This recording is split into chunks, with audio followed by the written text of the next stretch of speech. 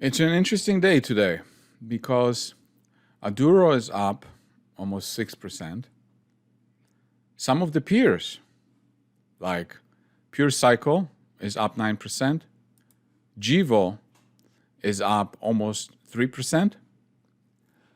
So we're going to talk about these. But sometimes it's funny how people view things. Let's say the stock was at $10 2 years ago, and now it's at $1.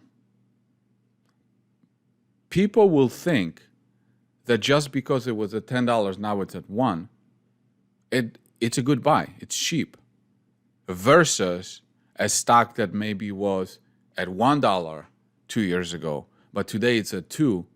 They think that the previous one is cheap, but the one today, not so, because of the historical comparison. And I always talk about how if Aduro was known in 2021, I think it would have been $10 or $5.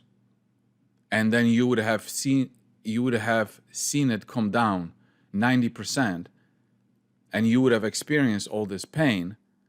But then today you would have thought, oh, Aduro was at $10 2 years ago, it must be cheap. But because Aduro 2 years ago was pretty much at the same level, they don't think about it the same way. That's why I want to use these two peers.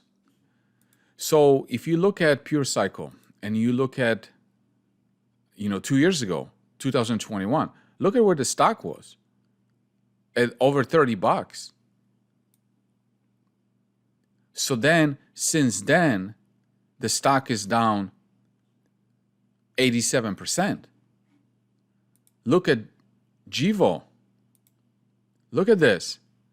It was at $15, $14.61, and now it's down 91%.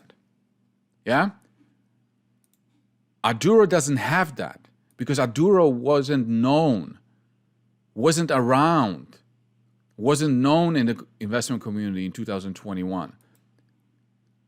There was no hype on Aduro in 2021. But here's another observation that I want to make. So if you look at PureCycle, it's up almost 10% today, in one day. The market cap right now is $700 million. So in one day, PureCycle is up more than the entire market cap of Aduro. In one day.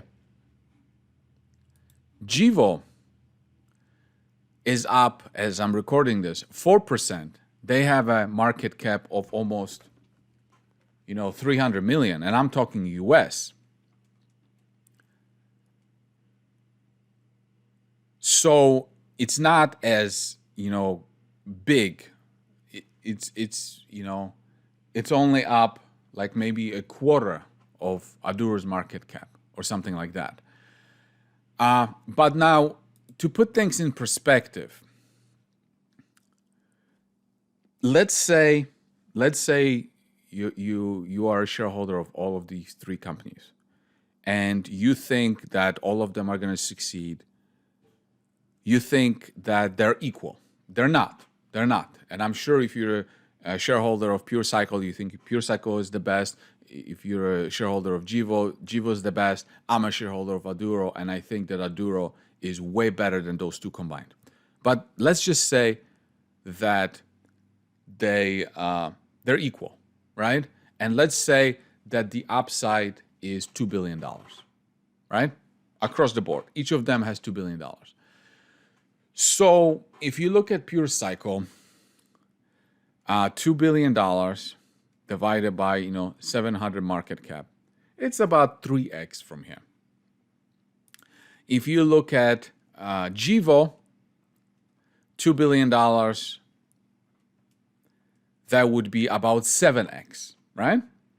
And then if you look at Aduro, and I am ignoring, Well, actually, I'm not going to ignore it. I'll say it's about US market cap of 50 million. That would be about 40x. 40x. Right? For them to reach the same level. So just shows you like how ridiculous it is, first of all, to think that markets are efficient. Second, how underpriced Aduro is in comparison to its peers. And I want to play you a piece from Carbonomics, because he did a good job, just kind of describing the comparison. He put some work into it, describing PureCycle and Gevo. So let's have a listen. Another one's Gevo. Gevo is a competitor in the renewable fuels sector, which is another area that Aduro's technology can cater to later on, although it's not a focus right now. Gevo's yet to even build a commercial facility, and they won't even have theirs done until 2026, which is when Aduro will probably already have some commercial-sized plants up themselves. And Gevo is currently sitting at a 300 million market cap right now. Lastly, PureCycle is another comparable in plastic recycling, and their process relies on dissolution, also known as solvation, which is the separation of plastic waste to recycle polypropylene in this case, which is another type of plastic. Like Agilix, PureCycle is focused on only one type, as for Aduro, they can recycle multiple types. And the kicker is that PureCycle doesn't even own their technology. Procter & Gamble does. Meanwhile, Aduro owns and patents their own process. But since PureCycle's been further along in their development and has recently begun recycling at a commercial plant, they have a market cap of over $1 billion. So in summary, these companies offer minor improvements to existing processes that in many cases are not profitable without subsidies or other assistance. And some of them aren't even all that close to reaching commercial scale, yet they're all trading at far larger market caps.